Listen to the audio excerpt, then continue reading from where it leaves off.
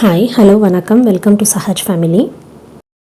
இன்றைக்கி இந்த வீடியோவில் தக்காளி ரசம் எப்படி பண்ணுறதுன்னு பார்க்கலாம். அதுக்கு ஒரு பாத்திரத்தில் 2 தக்காளியை இந்த மாதிரி 4 கட் பண்ணி எடுத்திருக்கேன். இது கூடவே இந்த அளவுக்கு புளி எடுத்திருக்கேன், இதை சேர்த்துக்கலாம். இதோட ரசத்துக்கு தேவையான அளவு உப்பு அதையும் சேர்த்துக்கலாம். சேர்த்துட்டு இதோட 1லேருந்து 1.5 டம்ளர் அளவுக்கு தண்ணி சேர்த்துக்கலாம். இப்போ இதை ஸ்டவ்வில் வச்சு ஒரு கொதி வர வரைக்கும் வேக வச்சுக்கலாங்க. பாருங்கள், இப்போ கொதிக்க ஆரம்பிச்சிடுச்சு. நான் ஸ்டவ் ஆஃப் பண்ணிக்கிறேன். இப்போ இது நல்லா ஆறட்டும். இப்போ பாருங்கள், நல்லா ஆறிடுச்சு. ஆறினதுக்கப்புறமா நல்லா இந்த மாதிரி கையிலேயே நல்லா கரைச்சிக்கலாம். கையிலே இந்த மாதிரி கரைச்சிட்டு இந்த தண்ணியை தனியாக எடுத்து வச்சுக்கலாங்க. கையில் இந்த மாதிரி கரைக்க தெரியலை அப்படின்னா நீங்கள் மிக்சியில் கூட போட்டு ஒரு தடவை அரைச்சி எடுத்துக்கலாம். ஆனால் மிக்சியில் பண்ணுறத விட இந்த மாதிரி கையிலேயே தண்ணி கரைச்சி எடுக்கிறப்ப அதோட டேஸ்ட் நல்லா இருக்குங்க.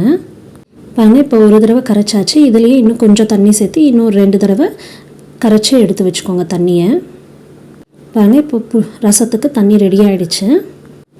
இப்போ நம்ம மிக்சி போட்டுக்கலாம். அதுக்கு ஒரு மிக்சி ஜாரில் 1 ஸ்பூன் அளவுக்கு மிளகு எடுத்துக்கிறேன். இதோட 2 ஸ்பூன் சீரகம், 1/2 ஸ்பூன் மல்லி, இதெல்லாத்தையும் சேர்த்து ஒரு தடவை நல்லா அரைச்சி எடுத்துக்கலாம். நல்லா ஃபைன் பவுடராக அரைச்சிக்கோங்க. பாருங்கள், இந்த அளவுக்கு அரைச்சாச்சு. இப்போ இது கூட ஒரு முழு பூண்டு தோல் உரித்து சேர்த்துருக்கேன். இதோட கொஞ்சம் கருவேப்பிலையும் சேர்த்துக்கிறேன். இதை ஒரு தடவை அரைச்சிக்கலாம். ஒரு 10 செகண்ட் அரைச்சா போதும், ரொம்ப அரைக்க வேண்டாம். பாருங்கள், இப்போ ரசம் பவுட்ரு சூப்பராக ரெடி ஆகிடுச்சு. இதுவே நல்ல வாசனையாக இருக்குங்க. இப்போ தாளிக்க ஆரம்பிச்சிடலாம். அதுக்கு ஸ்டவ்வில் ஒரு பேன் வச்சு கொஞ்சமாக எண்ணெய் சேர்த்துருக்கேன். எண்ணெய் காஞ்சதும் கடுகு சேர்த்துக்கலாம். கடுகு பொரிஞ்சதும் கொஞ்சமாக பெருங்காயத்தூள் சேர்த்துக்கிறேன்.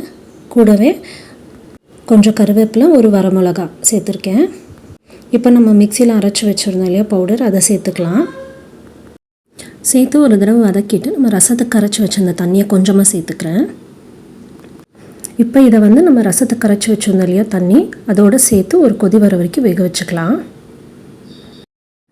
ரசம் ரொம்ப கொதிக்க வேண்டாங்க. லேசாக ஒரு கொதி வரப்பவே நம்ம ஸ்டவ் ஆஃப் பண்ணிக்கலாம். பாருங்கள், இப்போ கொதிக்க ஆரம்பிச்சிருச்சு. ஸ்டவ் ஆஃப் பண்ணிக்கலாம். கடைசியாக கொஞ்சமாக கொத்தமல்லி சேர்த்து கலந்து விட்டுக்கிறேன். அவ்வளோதாங்க, தக்காளி ரசம் ரெடி ஆகிடுச்சு. கண்டிப்பாக நீங்களும் வீட்டில் ட்ரை பண்ணி பாருங்கள். ட்ரை பண்ணி பார்த்துட்டு ரசம் எப்படி வந்துச்சுன்னு உங்கள் கமெண்ட்ஸை மறக்காமல் ஷேர் பண்ணுங்கள். அப்படியே வீடியோவுக்கு ஒரு லைக் பண்ணிவிடுங்க. சஹாஜ் ஃபேமிலி சேனலை மறக்காமல் சப்ஸ்கிரைப் பண்ணுங்கள். தேங்க்யூ.